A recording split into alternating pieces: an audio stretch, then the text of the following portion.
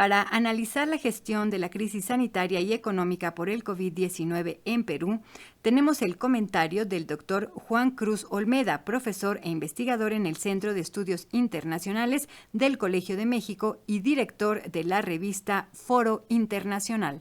Habiendo dejado Europa atrás su peor momento en la crisis del coronavirus y pareciendo estar la situación más o menos estabilizada en Estados Unidos, aunque aún con gran cantidad de nuevos casos, la Organización Mundial de la Salud ha destacado en una declaración reciente que Sudamérica se ha convertido ahora en un nuevo epicentro de la pandemia.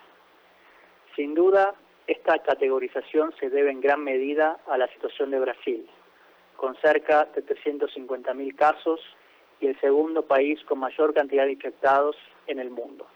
Hace algunas semanas analizamos en esta misma columna los factores que llevaron a esta situación.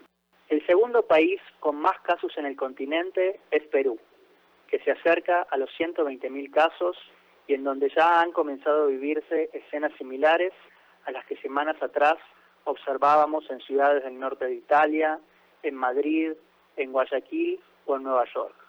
Un sistema de salud desbordado y muertos que no caben en las morgues o los cementerios.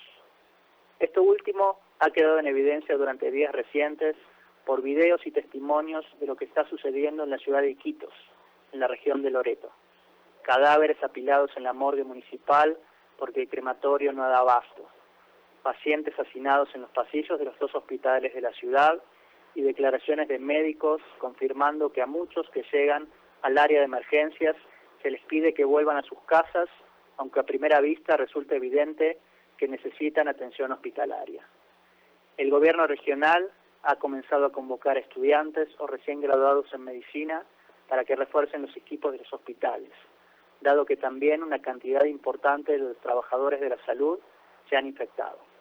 El caso peruano llama la atención porque el gobierno de Martín Vizcarra, presidente de dicho país, fue uno de los primeros en la región en adoptar medidas drásticas para intentar contener los contagios.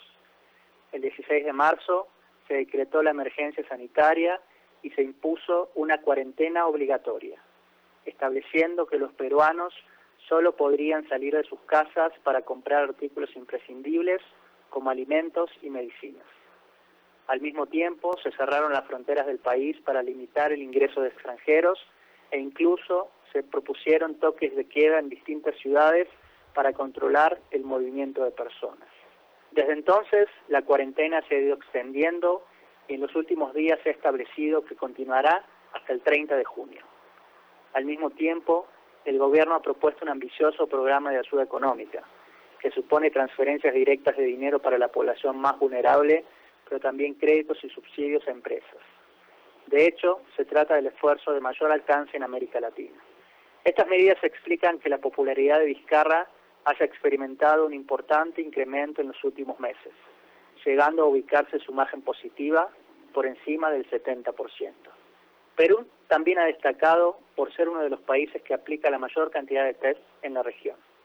En términos absolutos, la cantidad de pruebas es más alta que la de países que tienen mayor población, como México, Colombia y Argentina.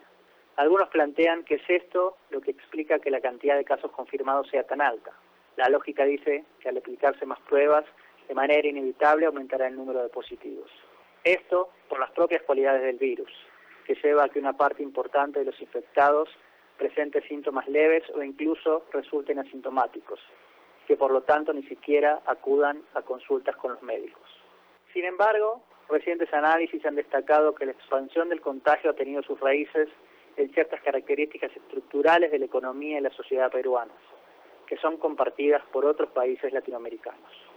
La primera tiene que ver con el peso de la informalidad, que en Perú explica casi el 70% de la economía.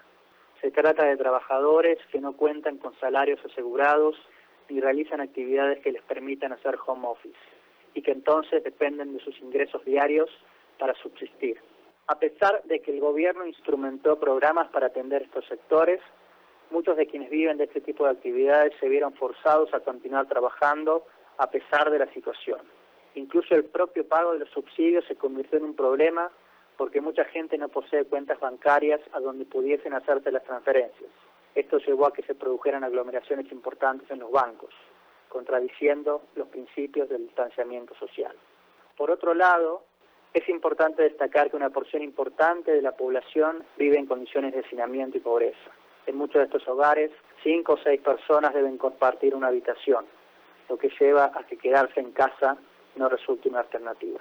Por último, y en vinculación con las tendencias descritas anteriormente, muchos peruanos y peruanas no cuentan ni con dinero ni con condiciones para abastecerse de alimentos en cantidad suficiente para tener que salir de la casa solo algunas veces a la semana.